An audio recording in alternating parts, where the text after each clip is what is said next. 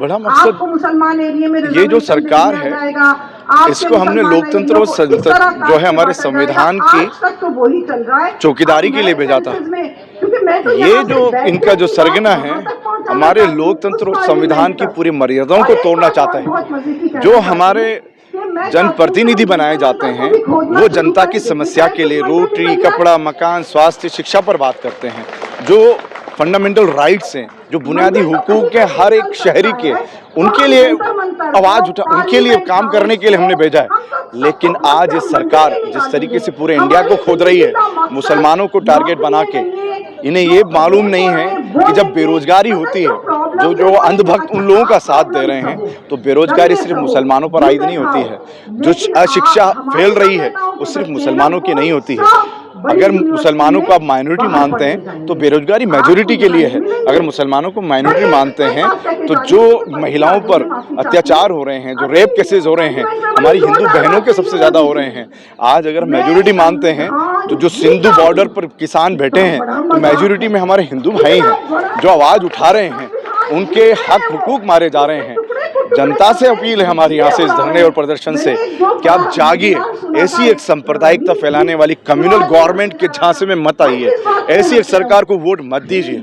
इसीलिए जो अहम मुद्दे हैं जनता के, उसको लेकर social democratic party of India पूरे भारतवर्ष में घर घर और शहर शहर में जाकर लोगों के घर तक ये बात पहुंचाएगी कि आपकी आवाज हम लड़ेंगे, हम भूख से आज़ादी और खौफ से आज़ादी की लड़ाई लड़ेंगे। लेकिन अभी आपने शेखर यादव के बयान की मजम्मत की, हाईकोर्ट के इलाहाबाद हाईकोर्ट के उनके समर्थन में योगी जी कह रहे हैं कि क्या गलत कहा है इसमें? वो तो कहेंगे भाई, उनके केस माफ हुए हैं वहां से। ऐसे ही कुछ लोग थे जो क्रिमिनल केसेस का था, जो क्रिमिनल केसेस लगे हुए थे उनके वो क्रिमिनल केसेस माफ हो गए।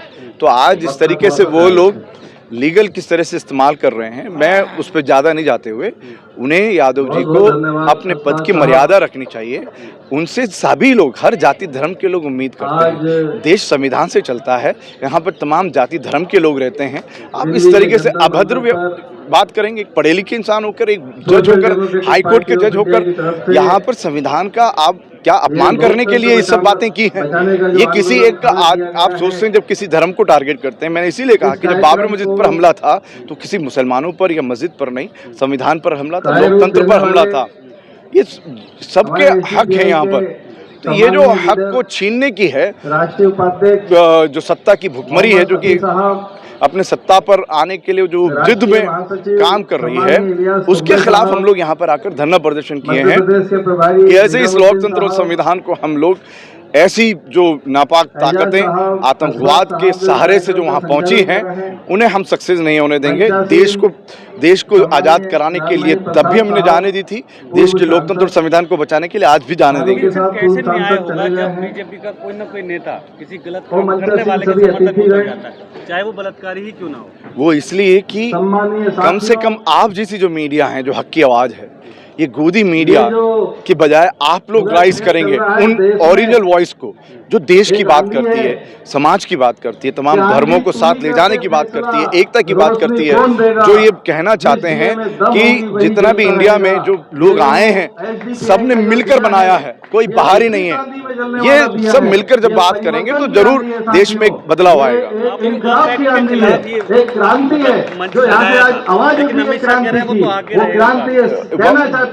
ये जितनी भी दादागिरी कर लें, ये संविधान का, लोकतंत्र का, सदन का कितना भी ये लोग गलत इस्तेमाल कर लें, अब ये सक्सेस नहीं होंगे, अब ये सक्सेस नहीं होंगे। मस्जिद के नीचे जो मंदिर खोला जा रहा है, फिलहाल तो सुप्रीम कोर्ट ने उस पर रोक लगा दिया है।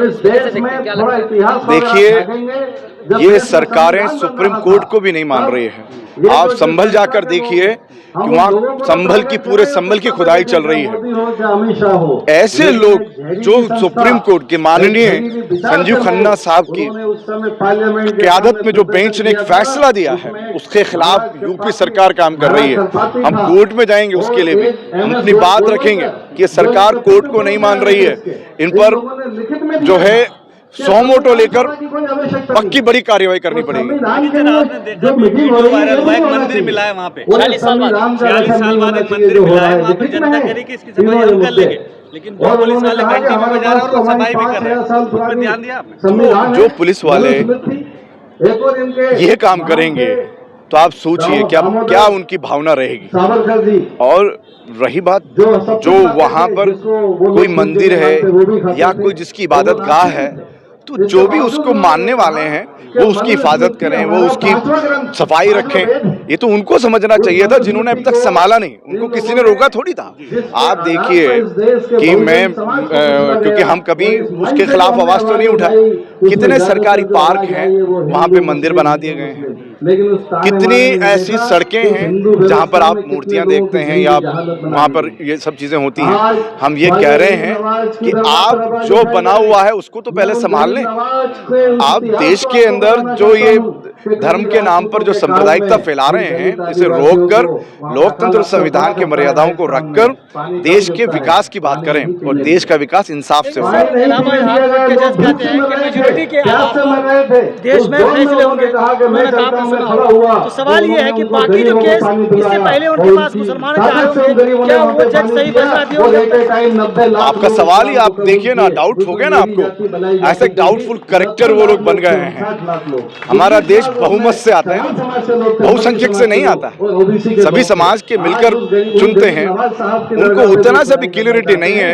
ये एक मतलब मैं इस पर कितनी टिप्पणी करूं, उनकी जितनी बयान की भर्त्सना की जाए वो कम है। उन्होंने जो बयान दिया है वो संविधान के खिलाफ बयान दिया है। करेंगे, जीतेंगे, ऐसी बात नहीं छोड़ेंगे। बंद करोगे तो रूह बोलेगी, इंसाफ दो, इंसाफ दो, हटाओ देश बचाओ, हटाओ देश बचाओ, किराएदार नहीं, वापस लो, वापस लो, वापस लो, वापस लो।